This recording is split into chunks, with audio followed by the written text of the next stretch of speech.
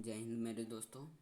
आप सभी के लिए फिर से सोशल साइंस के ज्योग्राफी सब्जेक्ट का पहला जो चैप्टर है उसका कुछ लघु उत्तरीय प्रश्न लाया हूँ जो इस वर्ष एग्ज़ाम में पूछे जाएंगे। ये सभी वीवीआई प्रश्न हैं। ये सब प्रश्न को आप लोग याद कर लेंगे एवं लिख लेंगे। देखिए, पहला क्वेश्चन है संसाधन को परिभाषित कीजिए।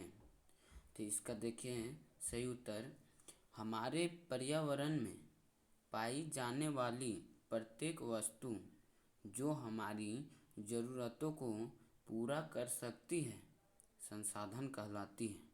देखिए, शर्त यह है कि वस्तु तकनीकी रूप से सुगम, आर्थिक रूप से उपयोगी तथा सांस्कृतिक रूप से मान्य हो। देखिए, ऐसे तो पढ़ने के आप लोग भी पढ़ जाएंगे, लेकिन मेन यहाँ क्या है कि समझना होता है ना। पढ़ने को तो किताब में भी दिया हुआ है, लेकिन किताब में समझ नहीं सकते हैं ना, अपने से कोई समझ नहीं सकता है। देखिए, टीचर एक माध्यम होता है, बाकी तो मेहनत खुद करता है स्टूडेंट्स, है ना। तो देखिए, कहा गया कि संसाधन उसे कहते हैं जो हमारी ज़रूरतों को पूरा करता है, वही संसाधन कहलाता है ना। उदाहरण देखिए, भूमि, कौमा मृदा, कौमा जल, कौमा खनिज, कौमा वन्यजीव, कौमा वनस्पति आदि। ये सब क्या, ये सब मानव की ज़रूरतों को पूरा करता है, इसीलिए ये सभी को संसाधन कहा गया है। यानी मेन रूप से हम कह सकते हैं जो मानव की आवश्यकता को पूरा करता है उसे संसाधन कहते हैं। देखिए, दूसरा प्रश्न है जल संसाधन के क्या उपयोग है ना। यानी जल का हम अपने जीवन में कहाँ कहाँ उपयोग करते हैं। देखिए, इसका उत्तर देखते हैं। जल संसाधन एक नवीकरणीय संसाधन है जिसके विविध उपयोग हैं। देखिए, जल संसाधन एक नवीकरणीय संसाधन है। इसका कहने का मतलब होता है, नवीकरणीय संसाधन कहने का मतलब होता है कि वैसा संसाधन जिसका उपयोग हम बार बार कर सकते हैं वह नवीकरणीय संसाधन कहलाते हैं। तो जल का हम बार बार उपयोग करते हैं, इसीलिए इसे क्या कहा गया, जल एक नवीकरणीय संसाधन है। देखिए, पहला उपयोग हम करते हैं पेयजल हेतु आवश्यक, यानी पीने में इसका उपयोग करते हैं। दूसरा क्या है, घरेलू कार्यों में जरूरी, यानी घर के काम में इसका उपयोग करते हैं। तीसरा, सिंचाई में उपयोग करते हैं। चौथा, उद्योग के लिए आवश्यक है, यानी बड़े बड़े फैक्ट्रियों में इसका पानी का उपयोग होता है ना। और पांचवा, स्वच्छता हेतु एवं छठा हो गया मल मूत्र विसर्जन हेतु आवश्यक है। नहीं, बहुत सारे चीज़ों में हम अपने दैनिक जीवन में जल का उपयोग करते हैं। अगर कहा गया जल ही जीवन है, अगर जल नहीं रहेगा तो हम अपने जीवन की कल्पना भी नहीं कर सकते हैं, इसीलिए जल एक महत्वपूर्ण संसाधन है। देखिए, अगला प्रश्न है तीसरा नंबर, हरित क्रांति से आप क्या समझते हैं। देखिए, इसका सही आंसर 1960 से 70 के दशक में कृषि के अंतर्गत एक पैकेज लाई गई जिसमें कृषि में हरित क्रांति की शुरुआत हुई। देखिए, 1960 से 70 ईस्वी के दशक में एक पैकेज लाया गया था, एक किस्म का बीज लाया गया था, जिससे क्या हुई, ये कृषि में वृद्धि हुई है ना। इसके अंतर्गत संकर किस्म का उन्नत बीज, रासायनिक खाद, सिंचाई, कीटनाशक आदि का प्रयोग कर खाद्य उत्पादन में अप्रत्याशित वृद्धि की गई। यानी ये सब का उपयोग करके हरित क्रांति में जो कृषि उपजाया गया था उसमें वृद्धि किया गया है ना। पहले मान लिया कि 10 केजी होता था, लेकिन ये सब के मदद से, रासायनिक खाद, सिंचाई की मदद से 10 केजी के जगह 20 केजी फसल उगाया गया है ना।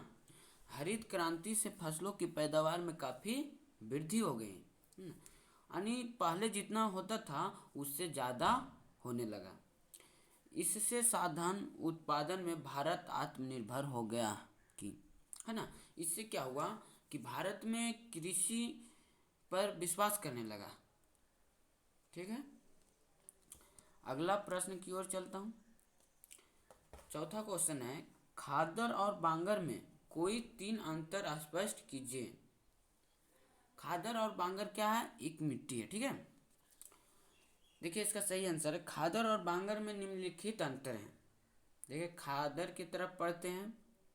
नई जलोढ़ मिट्टी खादर कहलाती है, यानी नदियों के द्वारा लाया गया नया मिट्टी को खादर मिट्टी कहते हैं। देखिए अब बांगर की तरफ पहला पढ़, पुरानी जलोढ़ मिट्टी बांगर मिट्टी कहलाती है, यानी इसका कहने का मतलब हुआ कि नदी के पास जो पुराना मिट्टी होता है, जलोढ़ मिट्टी होता है, वही बांगर मिट्टी कहलाता है।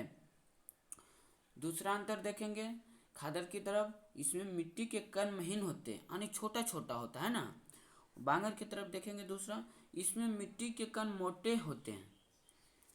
खादर की तरफ फिर तीसरा देखेंगे, यह नदी के समीपवर्ती क्षेत्रों में मिलता है। इसका कहने का मतलब हुआ नदी के निकट में यह मिट्टी मिलता है। बांगर की तरफ देखेंगे तीसरा, यह नदी के दूरवर्ती क्षेत्रों में मिलता है ना।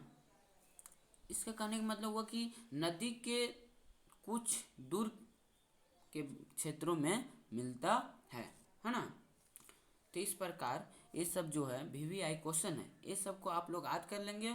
और फिर मैं कहना चाहता हूँ कि मेरे चैनल को सब्सक्राइब करें, जल्द से जल्द 1000 से ऊपर कर दे, ताकि आप लोगों को ऑनलाइन क्लास पढ़ा सके, है ना। देखिए अगला प्रश्न है, 5वां नंबर प्रश्न है, भारतीय कृषि की 5 प्रमुख विशेषताओं को लिखिए, है ना। देखिए इसका सही आंसर है, भारतीय कृषि की 5 प्रमुख विशेषताएं निम्नलिखित है ना।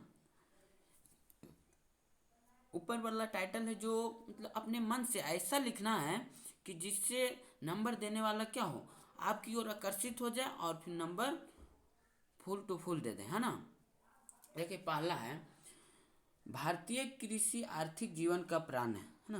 यानी भारत में जो कृषि है वो जीवन का प्राण है। अगर कृषि नहीं किया जाए तो हम लोग को अनाज कहाँ से मिलेगा, है ना। तो कृषि से ही अनाज मिलता है, तो इसीलिए कहा गया है भारतीय कृषि आर्थिक जीवन का प्राण है। भारत में लगभग 2/3 लोगों की जीविका कृषि पर आधारित है, यानी भारत में जितना लोग हैं उसका 2/3 भाग कृषि पर निर्भर है। दूसरा देखते हैं, यहाँ की विशाल जनसंख्या के लिए भोजन कृषि से ही प्राप्त होता है। भारत में क्या है, एक विशाल जनसंख्या है, वो सभी का भोजन क्या किससे प्राप्त होता है, कृषि से ही प्राप्त होता है। अगर कृषि नहीं रहे तो क्या हम भोजन कर पाएंगे, नहीं। तीसरा नंबर, यहाँ की कृषि से कच्चे माल उद्योगों को प्राप्त होते हैं, यानी बड़े बड़े फैक्ट्रियों को कच्चे माल प्रदान करता है कृषि, है ना।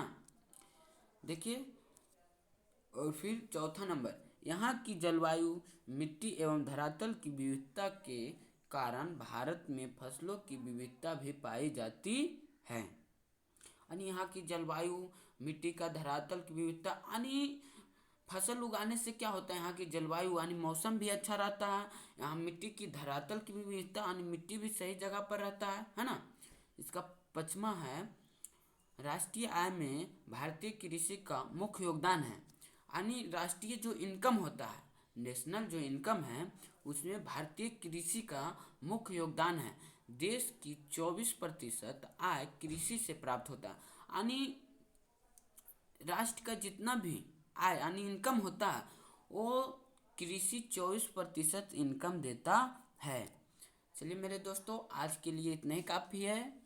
आप लोग मेरे चैनल को सब्सक्राइब और लाइक ज़रूर करें, और फिर कमेंट करना ना भूलें। आपको कैसा लगा ये वीडियो हमको पता कैसे चलेगा, आप लोग कमेंट करेंगे तभी ना पता चलेगा, ठीक है। तो आज के लिए इतना ही काफ़ी है, ये सभी क्वेश्चन को आप लोग याद कर लेंगे। चलते हैं, जय हिंद जय भारत।